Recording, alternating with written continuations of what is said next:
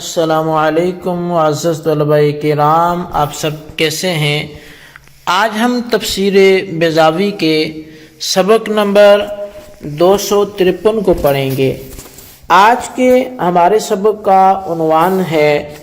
دیگر اقوال، اور وقیلہ سے آج کے ہمارے سبق کی عبارت شروع ہوتی ہے، وقیلہ الذهب والفضة التي كانوا يكنزونها۔ تو دیگر اقوال سے مراد یہ ہے کہ چونکہ گزشتہ سبق میں ہم نے پڑھا تھا کہ حجارہ سے کیا مراد ہے، جو حجر کی جمع حجارہ ہے اس سے کیا مراد ہے، تو اس پر ہم نے یہ بات کی تھی کہ اس سے مراد جو ہے وہ بت ہیں کہ جن کو کافروں نے خود تراشا اور اپنے دل ان سے لگا دیے، ان کی عبادت بھی کرتے تھے، معبود سمجھتے تھے۔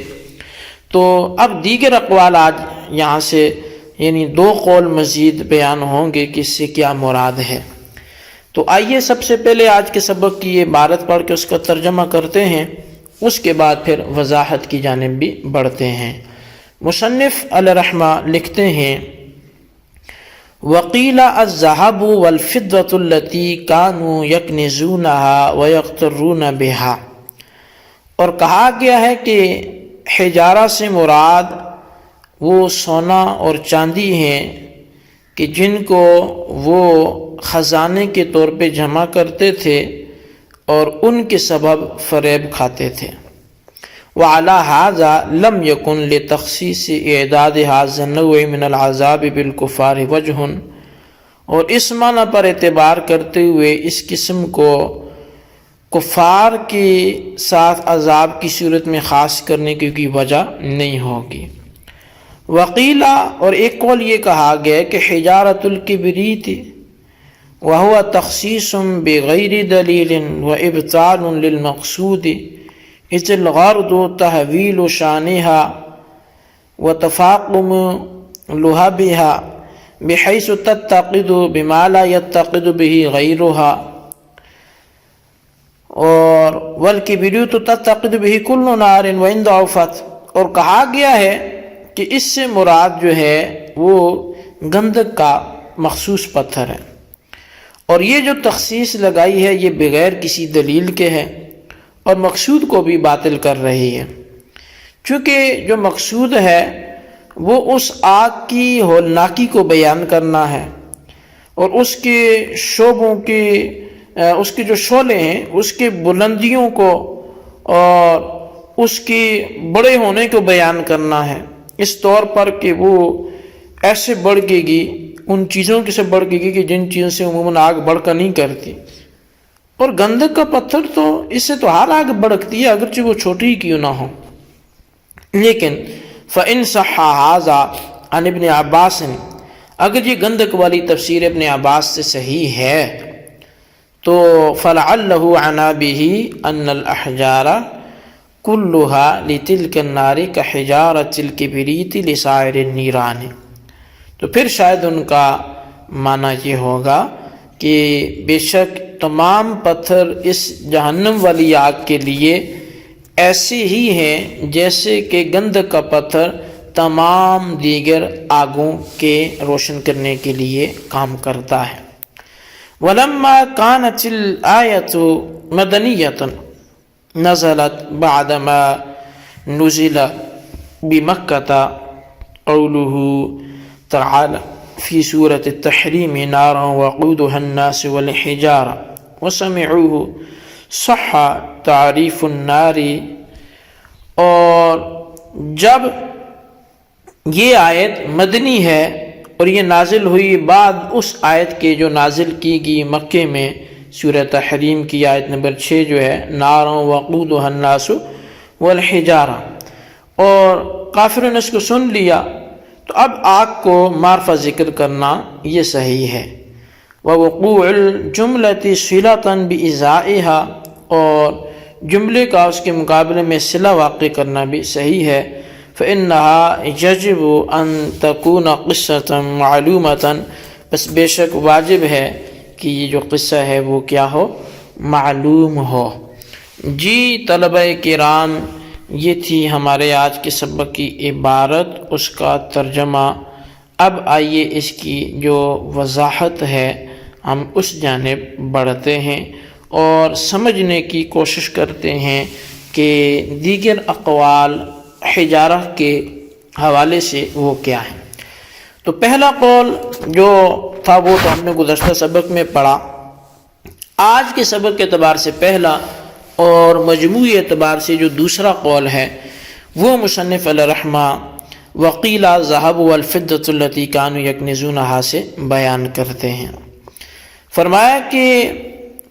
ایک قول یہ ہے کہ الذهب والفضة التي كانوا يكنزونها ويقترون بها، کہ وہ جس پتھر کو ایندھن بنایا جائے گا اس پتھر سے مراد وہ سونا اور چاندی ہے کہ جس کو وہ جمع کرتے تھے اور اس کی لالچ میں، اس کی طمع میں آ کر پھر وہ اسلامی احکامات کی پیروی نہیں کرتے تھے۔ اب مصنف علیہ رحمہ اعلیٰ حاضہ سے اس چیز پر متنبہ فرما رہے ہیں کہ اگر یہی تفسیر اس کی جائے تو پھر تو کافروں کے ساتھ اس عذاب کے مخصوص ہونے کی کوئی وجہ باقی نہ رہے گی۔ پھر ہر وہ بندہ جو سونا چاندی کو کنز بنائے، خزانہ بنائے، جمع کرے اور ان کی جو زکوٰۃ ہے وہ ادا نہ کرے تو پھر تو ہر اس کے لیے یہی مال گلے کا طوق ہوگا اور اسی میں اسے سزا بھی دی جائے گی۔ تو لہٰذا اس تناظر میں پھر اس آیت کے اس مفہوم کو مد خاطر رکھتے ہوئے تو کفار کے ساتھ اس عذاب کے خاص ہونے کی وجہ باقی نہ رہے گی۔ اور ایک قول یہ بیان کیا گیا جو حجارۃ الکبریت سے بیان کیا گیا کہ جس پتھر کو جہنم کا ایندھن بنایا جائے گا تو وہ پتھر گندک کا مخصوص پتھر ہے۔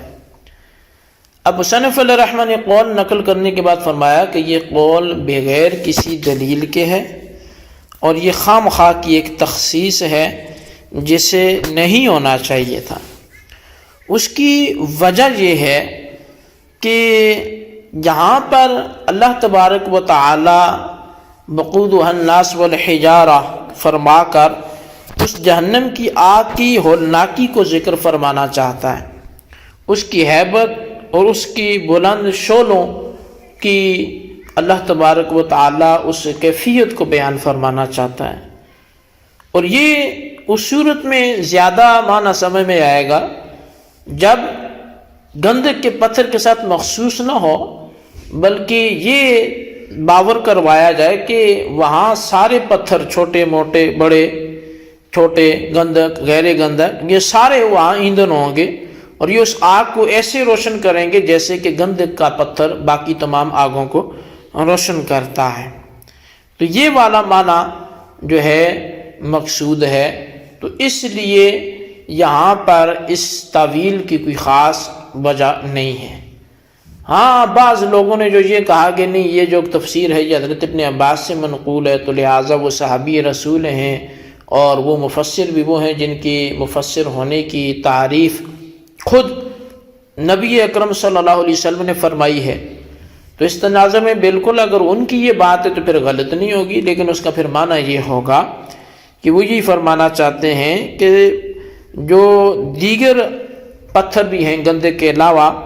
اس آگ کو وہ ایسے روشن کر رہے ہوں گے کہ جس طرح سے گند کا پتھر تمام آگوں کو وہ بھڑکاتا ہے، روشنی دیتا ہے، تو ان کا مقصد بھی یہی ہوگا۔ اچھا اب یہاں پر ولما کانت الآیۃ مدنیۃ سے ایک نحوی انداز کے شبے کا جواب ہے۔ شبہ یہ کہ سورہ تحریم میں جو آیت نمبر 6 میں مضمون ہے وہ یوں بیان ہوا کہ یا ایھا الذین آمنوا قوا انفسکم واہلیکم نارا وقودها الناس والحجارہ، کہ ایمان والو اپنے آپ کو اپنے گھر والوں کو آگ سے بچاؤ کہ جس کا ایندھن آدمی اور پتھر ہے۔ تو اب یہاں پر جو ہے دیکھا جائے تو نار کو نکرہ اور وقودها الناس والحجارہ کو صفت بنا کر ذکر کیا گیا، اور فاتقوا النار التی میں النار کو معرفہ اور وقودها الناس والحجارہ کو صلہ ذکر کیا گیا۔ تو اس اختلاف تعبیر کی کیا حکمت ہے، یہ ایک شبہ ہے۔ تو قاضی صاحب نے جواب یہ دیا کہ کسی اسم کو معرف اور کسی جملہ کو صلہ بنانا، یہ قانون اس کا یہ ہے کہ ان دونوں کا مخاطب کو پہلے سے علم ہو۔ اب چونکہ سورہ تحریم کی آیت سے سامعین کو نار اور وقودها الناس والحجارہ کا علم پہلے ہو چکا تھا، وہ مکی آیت ہے، اور یہ والی آیت اب مدینے میں نازل ہو رہی ہے، تو اسی لیے اس کے بعد نازل ہونے والی اس آیت میں ایک معرف بلام اور دوسرے کو بطور صلہ ذکر فرما دیا، اور اس میں پھر کوئی حرج لازم نہیں آتا۔ جی طلبہ کرام، یہ تھی ہمارے آج کے سبق کی عبارت، اس کا ترجمہ، اس کی وضاحت، اس کو اچھی طرح سمجھیں، اس کے خلاصے کو اپنے رجسٹر پر ضرور لکھیں، بالخصوص ان سوالات کے جوابات دیں۔ سوال نمبر 1 یہ ہے کہ جو حجارہ سے مراد ہے وہ کیا ہے، اس پر ابن عباس کی جانب منسوب قول بما توجیہ لکھیں۔ سوال نمبر 2 یہ ہے کہ نار وقودها الناس والحجارہ میں جو سورہ تحریم ہے وہاں پر نار کو نکرہ اور الحجارہ کو معرفہ ذکر کیوں کیا گیا، اس کی بھی وجہ تحریر کریں۔ اللہ تبارک و تعالیٰ سے دعا ہے جو کچھ ہم نے پڑھا سنوں سے یاد رکھنے کی توفیق نصیب فرمائے، آمین بجاہ النبی الامین صلی اللہ علیہ وسلم۔